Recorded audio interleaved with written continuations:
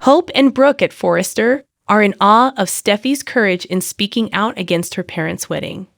Brooke thinks it required courage, and Hope feels bad for her. Then Steffy enters the room. "Thank you," Brooke responds to her. "For everything you did, I want to thank you." Finn studies a picture of Sheila on his computer in his hospital office. Sheila tries to lure Deacon to a game of strip poker at his house, but he declines. She gripes that all she was doing was trying to have fun. She is informed by Deacon that the enjoyment must end. "We cannot hide behind a wall of denial. Sheila, time is running out." News from Sheila for him: they must enjoy themselves while they can because they all have limited time. Deacon complains that she is living with a criminal and foresees trouble if she continues to go undercover. This can only result in one thing: your imprisonment. Finn reads about Sheila Bing's murder by moling in his workplace. Detective Sanchez enters just then after knocking. He is thanked by Finn for coming. His message left Sanchez perplexed, and she queries his call-in motive. Steffy, Brooke, and Hope at Forrester concur that Thomas should not have done what he did and should not have asked Douglas to lie. Although it took a lot of character to come out, Brooke is aware that Steffy wanted her parents to be together. Although she doesn't yet know what would happen between her and Ridge, she didn't want his choice to be influenced by the falsehood.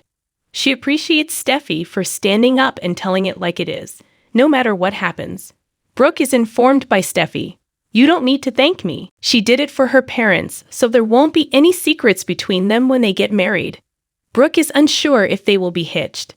Steffy reveals that her father left town because he needed some distance. The same holds true for her mom.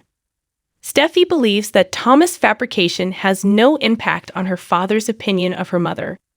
"What about Taylor's conduct?" queries Brooke. "What about inaction?"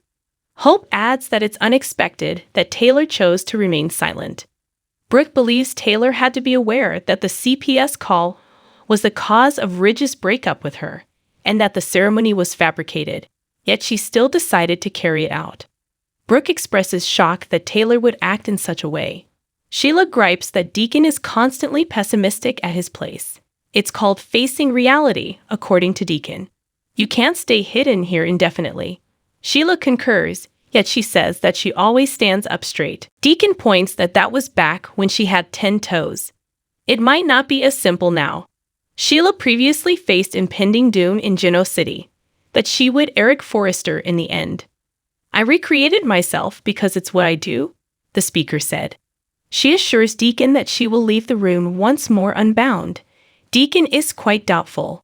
Everyone believes she is dead, Sheila kindly reminds him.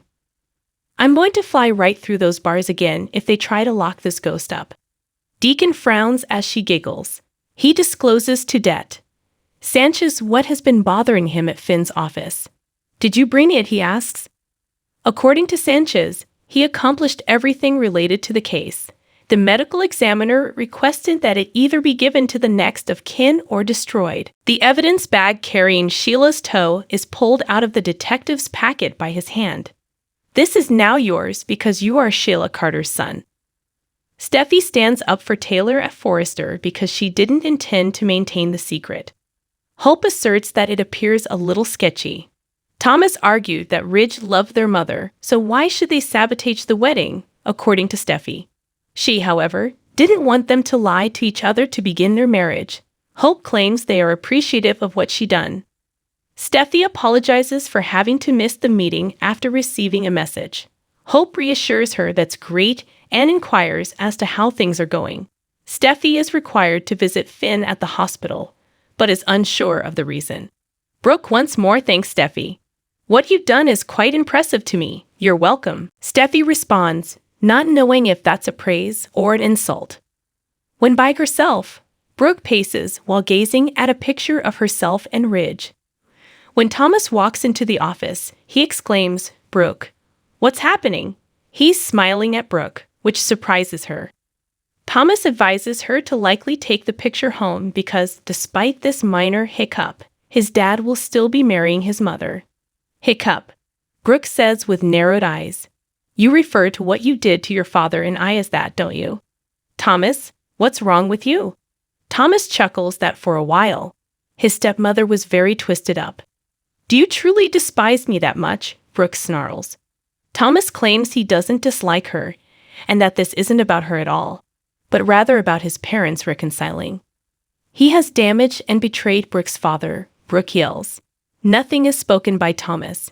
He shows almost no remorse, which astounds Brooke. Thomas, I'm genuinely worried about you. He maintains his health. Brooke admonishes him that despite all the wrong things he has done, even to her daughter, this time he has gone too far and injured both of his parents. You're going to pay for what you did this time. Sheila and Deacon discuss Sheila cutting off her own toe at Deacon's house. According to Sheila, the fact that things went well is all that matters. Sanchez queries Finn at his place of business about his hopes for resolution. The manner of Sheila's passing bothers Finn, he acknowledges. He wants a little more information about what happened. To learn more about bear behavior, Sanchez advises him to phone a zookeeper. As they part ways, Sanchez walks by Steffy after exchanging hands. He goes after claiming to have delivered something to her husband. Steffy queries Finn about the presence of the detective. Finn displays the bag of evidence. Steffy exclaims, "Is that? Why are you manipulating Sheila's toe?"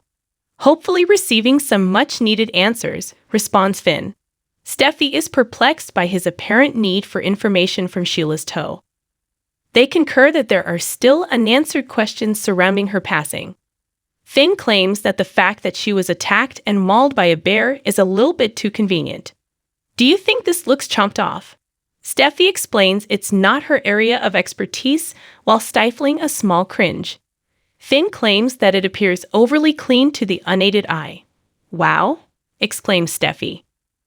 Are you saying that Sheila is still alive? I think she's alive, Steffy, claims Finn. The living Sheila Carter exists. Steffy exclaims in horror. Is it true? Exists she still? God, oh God. Sheila manicures her toes while reciting This Little Piggy at Deacon's house. This tiny pig had to step up for the group, so to speak. But she managed to keep Mom out of jail.